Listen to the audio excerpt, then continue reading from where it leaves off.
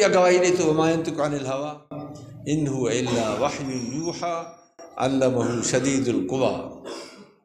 वमा यंतिकु अनिल हवा, मुंहिंजो नबी जेको आहे प्यारो पैगम्बर, मा यंतिकु अनिल हवा, पंहिंजे ख़्याल ऐं पंहिंजे ख़्वाहिश सां का ॻाल्हि न कंदो आहे। पंहिंजे जज़्बे में अची करे, पंहिंजी ख़्वाहिश में अची करे, पंहिंजे तक़ाज़े में अची करे का हिकिड़ी ॻाल्हि तव्हांखे चवे, ईअं न थींदो आहे कतई। अलाह साईं थो फरमाए इन हुवा इल्ला वहयुन यूहा, रुॻो अलाह जी तरफ़ां उन ॾींहुं वही ईंदो आहे, पोइ तव्हांखे ॿुधाईंदो आहे त हीअ ॻाल्हि हीअं आहे, हीअ सही आहे, हीअ ग़लति आहे, हीअ हलाल आहे, हीअ हराम।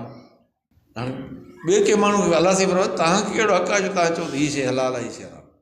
अलाह साईं हिते गुमराहनि जो बयानु थो करे, इहो गुमराह आहे। लेकिन अहिड़े क़िस्म जी ॻाल्हि को माण्हू तव्हांखे ॿुधाए थो हीअ शइ हलाल, हीअ शइ हराम, हीअं कयो, हीअं कयो, हीअं कयो त तव्हां जन्नती बणिजी वेंदव, हीअं कयो त जहन्नमी थी वेंदव।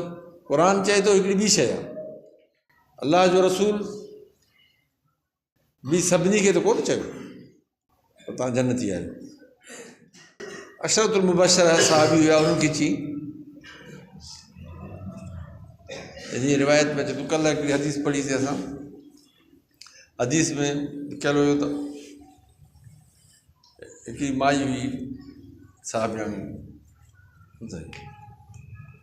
हिकिड़ो साहबी वीचारो फौत थी वियो त उन ईअं माण्हू वेंदो आहे तॾहिं ते तज़ियत ते वेही, उन तॾहिं ते चयो त अलाह वटि अलाह हिनखे वॾा दर्जा ॾेई छॾिया, हिजरत करे आयो, मको छॾे आयो, मदीने मुनव्वर हुज़ूर पाक सल्लल्लाहु अलैहि वसल्लम जे जवार में पहुतो, मरी वियो, अलाह हिनखे वॾा दर्जा ॾेई छॾिया, वॾो हिन जो मक़ाम थी वियो।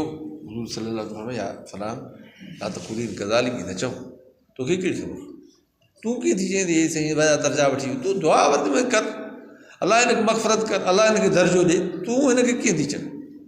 हालांकि उहो फौत थी वियो आहे, चिजाए को माण्हू जीअरे खे चवे, जीअरे खे चवणु त सम्झो वॾो जुर्म ऐं गुनाह आहे। मोए माण्हू खे लॻो ईअं नथो चई सघे, जो असां ॾिठो आहे त इहो मोह मरी बि वियो, चङे रस्ते ते मरी वियो आहे, पोइ असां हुनजे लाइ चई नथा सघूं त बाबा हीअ हाणे वियो थिए थो, बसि मरी वियो त हीअ जन्नती थी वियो।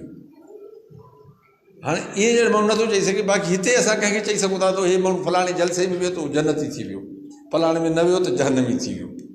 ॿुधायो, तव्हां पाण फ़ैसिलो कयो या हिन जे ख़िलाफ़ु ॻाल्हि केरु ॿुधाए।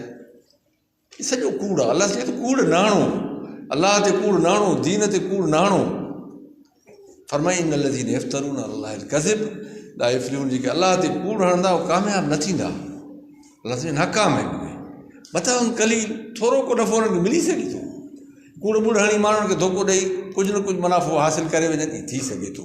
इहो अलाह से फरमाए थो मथां कलील वलहुम अज़ाबुन अलीम, पोइ उनखे अज़ाब अलीम। अलाह से रहम करे, अलाह से हुज़ूर पाक सल्लल्लाहु अलैहि वसल्लम तरीक़े ते, सुन्नत जे तरीक़े ते, क़ुर जे तरीक़े ते हलण जी तौफ़ीक़ अता फरमाए, गुमराहनि क़ौम गुमराही जे रस्ते को अलाह से बचाए। आख़िर दावाना।